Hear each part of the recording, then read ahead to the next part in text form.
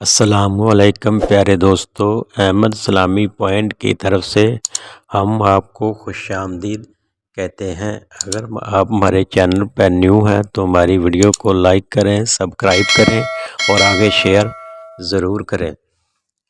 بسم اللہ الرحمن الرحیم۔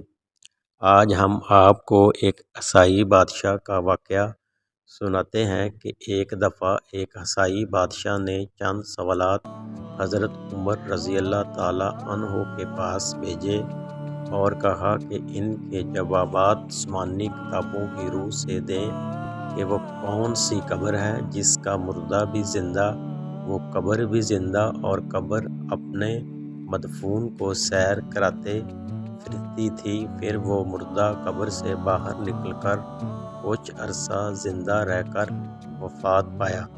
حضرت عمر رضی اللہ تعالیٰ عنہ نے حضرت عبداللہ بن باز رضی اللہ تعالیٰ عنہ کو فرمایا کہ ان سوالات کے جوابات لکھ دیں۔ حضرت عبداللہ رضی اللہ تعالیٰ عنہ نے اس سوال کا جواب تحریر فرمایا کہ وہ قبر جس کا مردہ بھی زندہ اور وہ قبر بھی زندہ، وہ مرد حضرت یونس علیہ السلام تھے اور ان کی قبر مچھلی تھی جو ان کو پیٹ میں رکھے جگہ جگہ پھرتی تھی، یعنی سیر کراتی تھی۔ حضرت یونس علیہ السلام اللہ کے حکم سے مچھلی کے پیٹ سے باہر آ کر عرصہ تک حیات رہے، زندہ رہے، پھر وفات پائی۔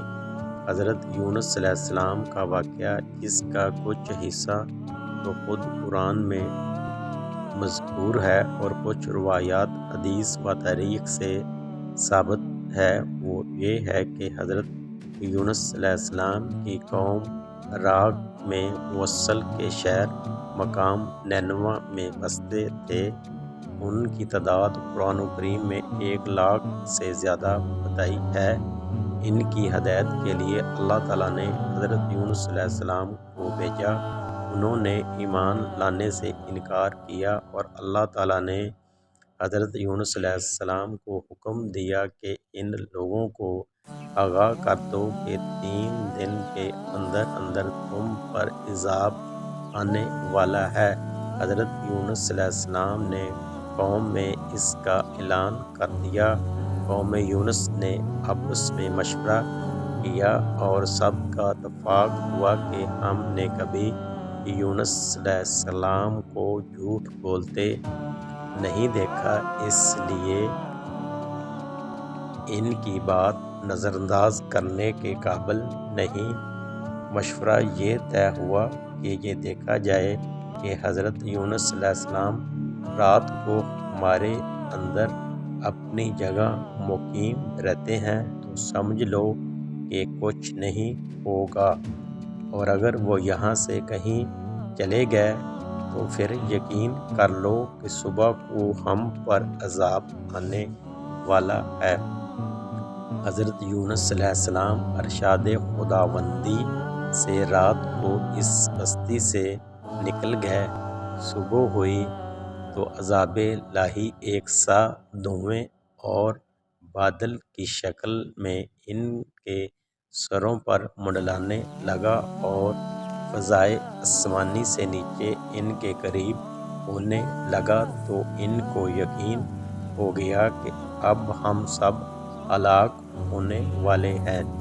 یہ دیکھ کر حضرت یونس علیہ السلام کو تلاش کیا کہ ان کے ہاتھ پر مشرف بے ایمان ہو جائیں اور اللہ تعالیٰ پر ایمان لے آئیں، پچھلے گناہوں سے توبہ کر لیں تاکہ ہم اللہ تعالیٰ کے عذاب سے بچ سکیں۔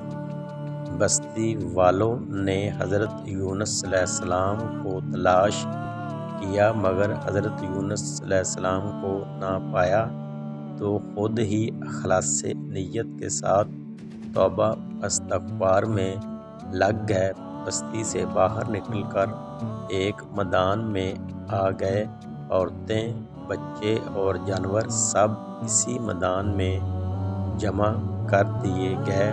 ٹاٹ کے کپڑے پہن کر عجز و آزاری کے ساتھ اس میدان میں توبہ کرنے اور عذاب سے پناہ مانگنے میں اس طرح مشغول ہوئے کہ پورا میدان آہ و بکا سے گونجنے لگا۔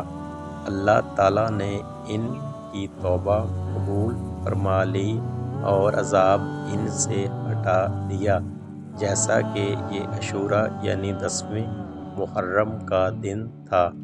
ادھر حضرت یونس علیہ السلام بستی سے باہر اس انتظار میں تھے کہ اب اس قوم پر عذاب نازل ہوگا۔ ان کے توبہ استغفار کا حال ان کو معلوم نہ تھا۔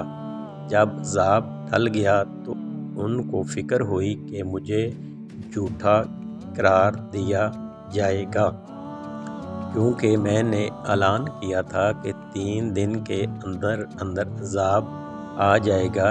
اس قوم میں قانون یہ تھا کہ جس شخص کا جھوٹ معلوم ہو اور وہ اپنے کلام پر کوئی شہادت گواہی نہ پیش کر سکے تو اس کو قتل کر دیا جاتا تھا۔ حضرت یونس علیہ السلام کو فکر ہوئی کہ مجھے جھوٹا قرار دے کر قتل کر دیا جائے گا۔ انبیاء علیہ السلام بھی گواہی پیش نہ کرتے تو ان کو قتل کر دیا جاتا تھا۔ انبیاء علیہ السلام گناہوں سے پاک اور معصوم ہوتے ہیں، مگر انسانی فطرت و طبیعت سے جدا نہیں ہوتے۔ اس وقت حضرت یونس علیہ السلام کو طبعی طور پر یہ ملال ہوا کہ میں نے بحکم الہی اعلان کیا تھا اور اب میں اعلان کی وجہ سے جھوٹا قرار دیا جاؤں گا۔ اپنی جگہ واپس جاؤں، کس منہ سے جاؤں اور قوم کے قانون کے مطابق گردن زنی بنوں۔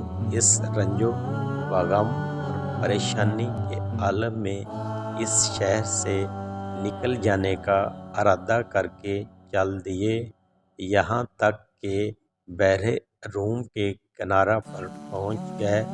وہاں ایک کشتی دیکھی جس میں لوگ سوار ہو رہے تھے۔ حضرت یونس علیہ السلام کو ان لوگوں نے پہچان لیا اور بغیر کرائے کے سوار کر لیا۔ کشتی روانہ ہو کر جب وسط دریا میں پہنچ گئی تو دفن ٹھہر گئی اور آگے نہ بڑھی نہ پیچھے چلتی ہے۔ کشتی والوں نے منادی کی کہ ہماری اس کشتی من جانب اللہ یہی شان ہے کہ جب اس میں کوئی ظالم گنہگار یا بھاگا ہوا غلام سوار ہو جاتا ہے تو یہ کشتی خود بخود رک جاتی ہے۔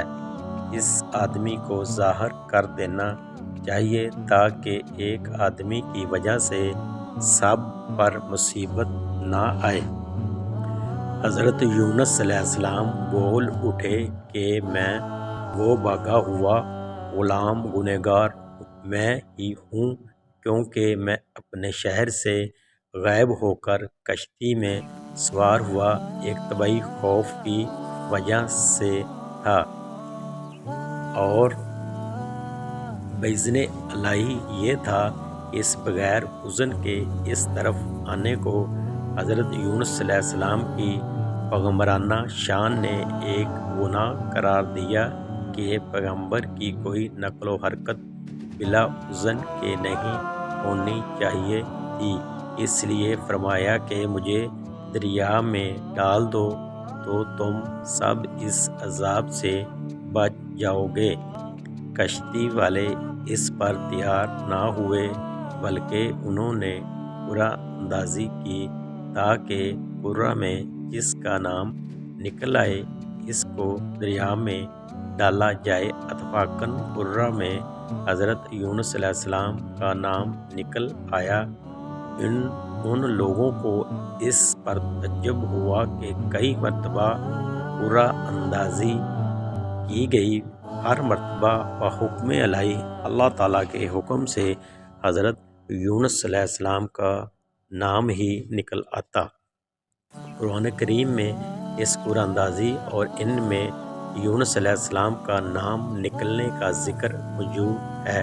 حضرت یونس علیہ السلام کے ساتھ حق تعالیٰ اللہ تعالیٰ کا یہ معاملہ ان کے مخصوص پیغمبرانہ مقام کی وجہ سے تھا کہ اگرچہ انہوں نے اللہ کے کسی حکم کی خلاف ورزی نہیں کی تھی جس کو گناہ اور معصیت کہا جاتا ہے، اور کسی پیغمبر سے اس کا امکان نہیں کیونکہ وہ معصوم ہوتے ہیں، لیکن پیغمبر کے مقام بلند کے مناسب